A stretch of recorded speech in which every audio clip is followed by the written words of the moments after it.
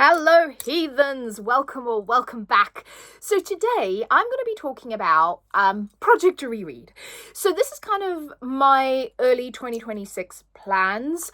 This is what I hope to be doing over maybe the end part of December, because there are a couple of books that I feel like are going to be great for December, but also going into 2026. So I am one of those people that doesn't reread books that often because I've got so many books on my TBR and so many books that I want to read and so many things that I want to discover. And also I have this thing where I constantly need something new and shiny and interesting. So I don't reread that much. But then there are some books that have stayed with me that have been my favorites for years, or some books that in my back of my head, when people say, what are your favorite books? I will say those, and then I'm like, are they actually, out of all of the books that I've read, are these actually my favorites? So we've got a bit of a combination here. We've got some books that I just really am in the mood to reread, and then some that are kind of, most of these are favorites because, why would I want to reread something I didn't enjoy? Make it make sense. But these are the ones, and there's a lot, so I'm not going to go into like detailed synopses for most of these. Some of them, the first one I've got here is a classic, and I'm sure most people know what it's about. But that is the premise. So the idea is I'm going to take some of my favorite books and I'm going to reread them and figure out whether or not they're still my favorite. So the first thing I'm going to do over Christmas is, can I grab it? It's down there. I'm not going to grab it. I'm going to do Harry Potter reread. So I've got the whole series in a lovely box set, and I'm going to be rereading that. So I'm going to be starting that over Christmas because I think Harry Potter and Christmas just go well together. Then let's talk about the other ones. So the first one is this one over here. This is The Great Gatsby by F. Scott Fitzgerald. So I'm sure most people know what this is about. It was turned into one of the most incredible movies ever by the most incredible director, or one of the three most incredible directors ever, Baz Luhrmann, the other two being Guillermo del Toro and Tim Burton. Thank you very much. This is my film studies class. So The Great Gatsby, classic. This is my favorite classic. Honestly, out of all of the classics out there, this is the one I've read and watched the most. This is the one I most connect with the most. Love this. This edition is also really beautiful. It's got some really beautiful illustrations. If I can show you, if I can find them. I always do this. I'm like, oh yeah, it's got great art, and then I can't find the bloody art. No, she can't find it right now. But yes, this is one, but I haven't read it in a while. I rewatched the film quite recently, but I haven't actually read the novel in a bit, and I sort of feel like, oh, I can't find the illustration now, whatever. I feel like I need to reread it, and this is a beautiful copy. I have several copies. I don't know if I'll read this copy because it's so pretty, and it does have art, I promise. There we go. It has some beautiful art in it. But yes, this is book one. Then, book two. This is my all-time favorite fantasy series, and this is Nevernight by J. Kristoff. Now, for those of you that have been here a while, I recently this year managed to purchase all three of the editions in these beautiful first edition hardbacks with these covers. I specifically wanted these. I've been looking for these for years because I do not like the other covers. I do also have it on soft cover, which I might actually read the soft cover, but this is even signed. It is gorgeous. I love this particular cover, and I have them on display permanently, but this is my favorite fantasy series. Mia Colvert as a female main character, she has always been my favorite. She's tough, she's stabby, she's unlikable. I love her.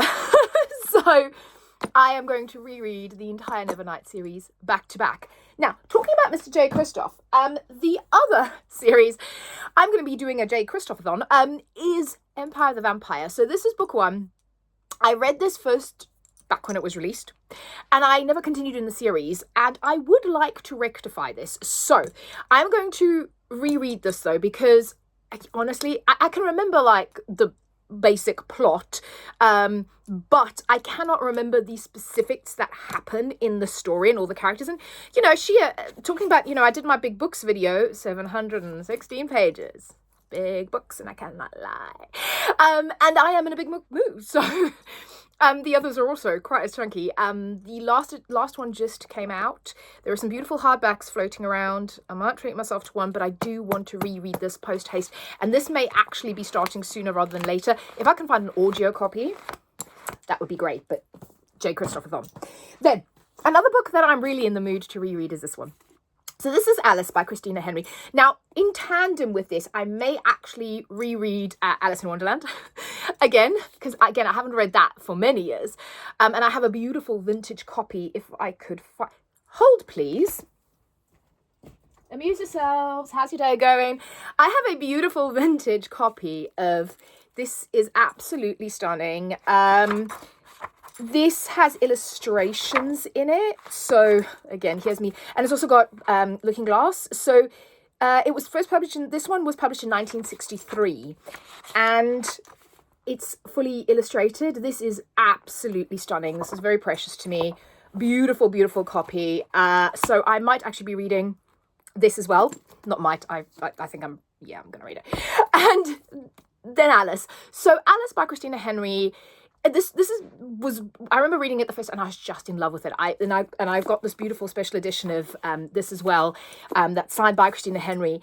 And this is basically an Alice in Wonderland retelling, but with a real dark horror spin to it. And I love these books.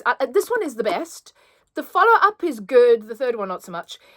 There's also an amazing retelling by Christina Henry called, I think, The Lost Boy, which is a Peter Pan retelling. I haven't read The Mermaid. I want to read that as well. But this one, I loved it. If you want dark Alice in Wonderland retellings, she's the best bet. I'm going to cough because I cannot stop coughing. It's insane. So then we've got The Asylum for Wayward Victorian Girls. And this is by Emily Autumn. And I've spoken about this book before, but this was one that I read many years ago and I absolutely loved. I love Emily Autumn as an artist, her aesthetic. She's very goth, she's very Victorian, she's very cool.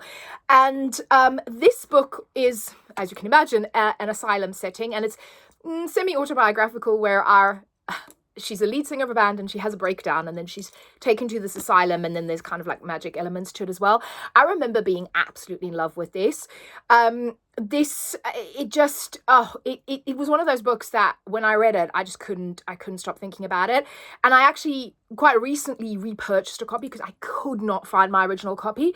But yeah, I'm very, very excited to read that. Then a series that I'm going to restart and then go through the whole series, because I never finished the series. I think I read the first 2 books in this. So this is The Diviners by Libba Bray. Again, hated the covers that I had. Love this cover. When this arrived, I was so happy. Because, you know, sometimes when you pick, like when you do the resellers online and you kind of pick the cover and you're like, that better be the cover. I'm picking it specific, because there's many choices for covers here. But that is the one I want. And it's actually even more beautiful than I thought when I got it. Love this. This is set in the 20s. It's kind of all around the kind of flapper era and about a girl who has magical abilities. She can see things when she touches people or touches objects. Is it people or objects or both? I can't remember exactly. But there's also kind of a serial killer stalking New York. And it's like, so it's got that thriller, it's got a bit of horror, it's got that fantasy, romance. I remember loving the series, and I'm really annoyed that I did not continue, and I shall be continuing in that, but also rereading the first one. Then another series that I'm jonesing to reread. This is book 1, Laura Hamilton, A Kiss of Shadows. This series, I really wish this would get some hype on like Book Talk or something, because, man, all the fantasy, fae, the sexy time kind of books that have been doing the rounds, this is one of the OGs of that genre. This is wonderfully smutty. Oh, it's fabulous. It's like, why choose romance?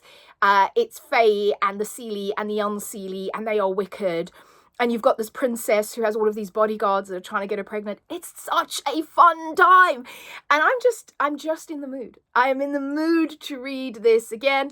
Also, I can see my library's got most of them on audiobook. The Laura Hamilton, the Anita Blake Vampire Hunter series. Might do that one as well on audio, but I am so in the mood to reread that.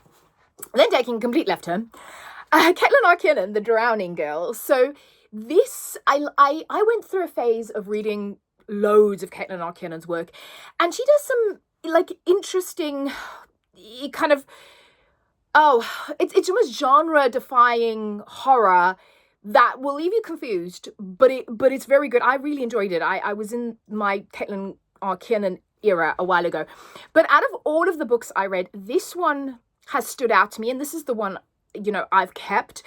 And I remember loving this. It's about Imp is our main character. She is schizophrenic. I think schizophrenic. And she's a writer, and she goes to this cabin to write. But then weird shit starts happening. And it's that unreliable narrator where you're like, is this because of her illness, or is something else going on? And I remember really loving this book, but it's quite dark, so trigger warnings. But yeah, so I am in the mood to reread that. Then this series is one from my teenage years. Okay, so these books are old, but I love these. So Dark Cathedral and Pagan Moon, that is the right way around, isn't it? By Frida Warrington. Frida Warrington also writes a really great vampire series.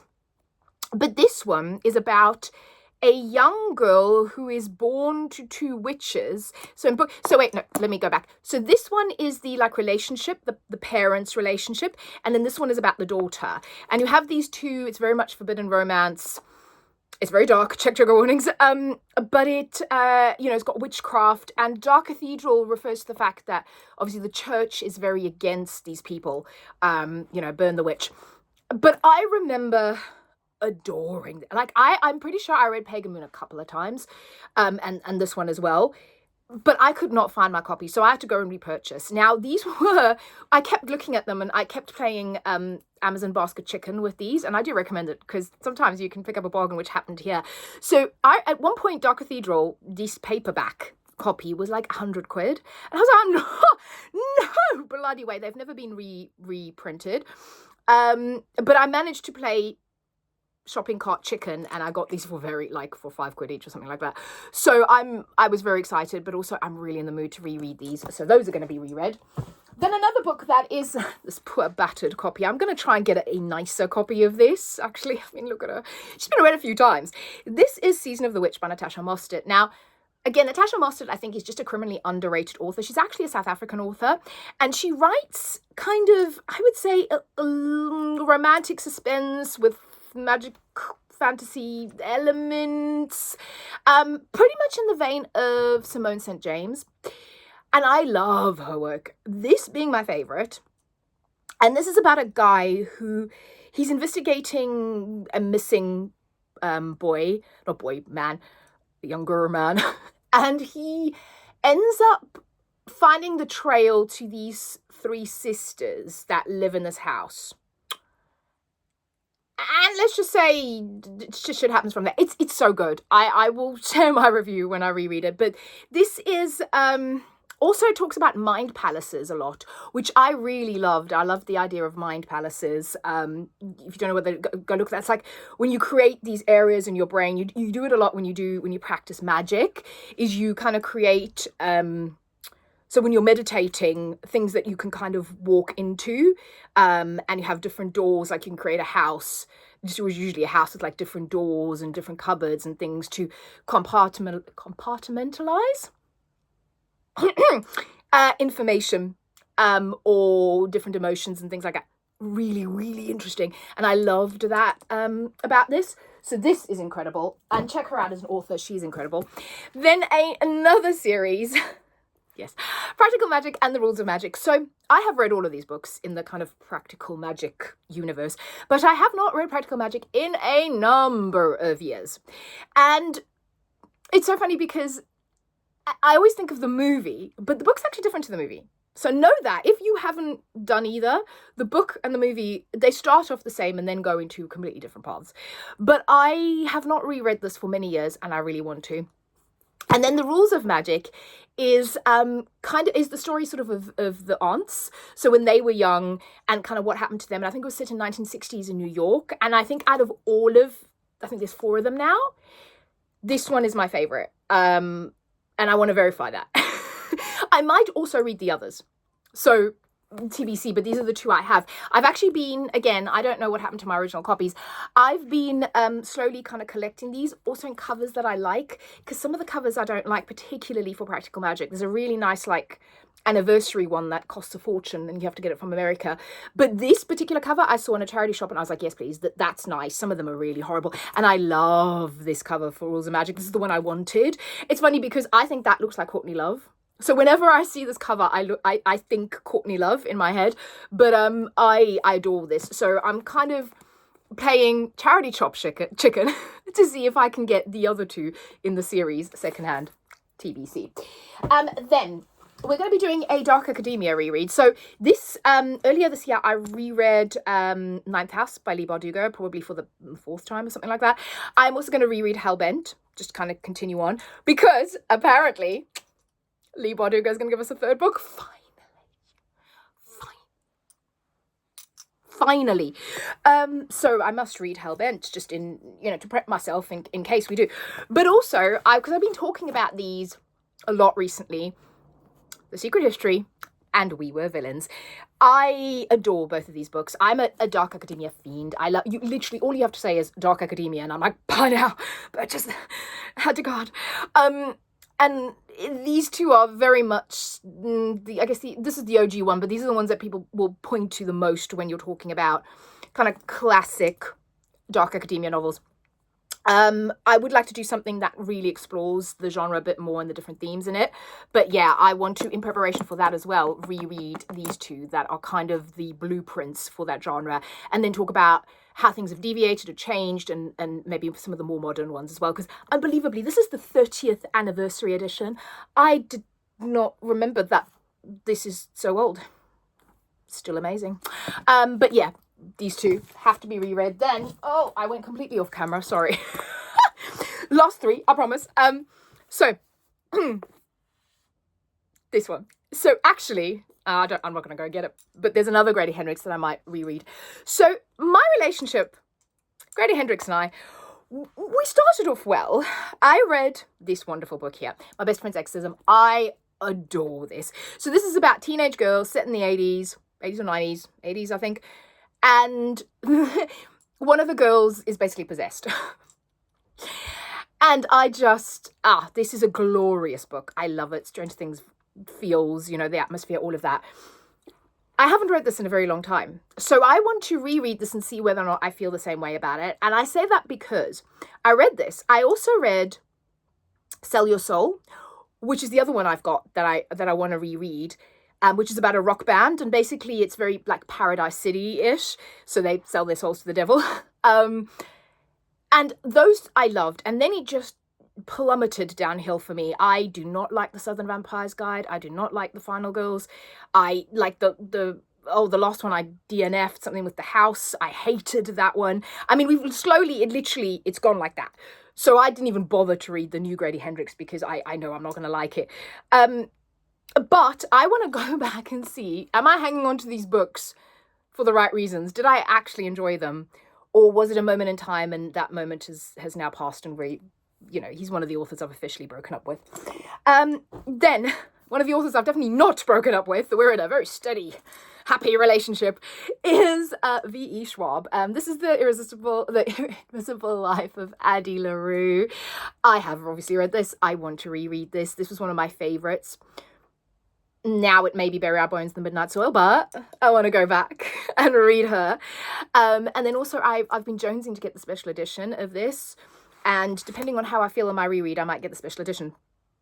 Now, also, talking V.E. Schwab, I want to actually reread her middle grade series about the ghost hunters with the daughter that can see ghosts. I love that series. I'm in the mood to reread it. And I also actually want to reread her fantasy series. I basically want to reread everything that I've already read and then read everything that I haven't, which isn't a lot, but still. Does that make sense? But I'm only holding up this book because I'm not going to go get all of them. But yeah, it's going to be a V. Schwabathon as well. And then the final book I have here is The Hazelwood by Melissa Elbert. Now, I adored this book. I adored the second book as well. I think it's The Night Country. There's two or three of them. I particularly loved this. The reason I've kind of been reminded about how much I love this is that Melissa Elbert has a new book coming out in 2026, and it sounds phenomenal. So the premise of that one is that you've got these kids. It's also to do with a writer again. You've got these, I think they're brother and sister, and they've been written into either their mother's or their grandmother's stories. It sounds vaguely similar, maybe, But I'm not mad about that because this is one of my favorite books. So I was like, I want to get back. I actually have a lot of Melissa Elba books that I really enjoyed, so I might read a bit more than just this one. But definitely the Hazelwood I need to read again and actually figure out, do I still love this as much as I did?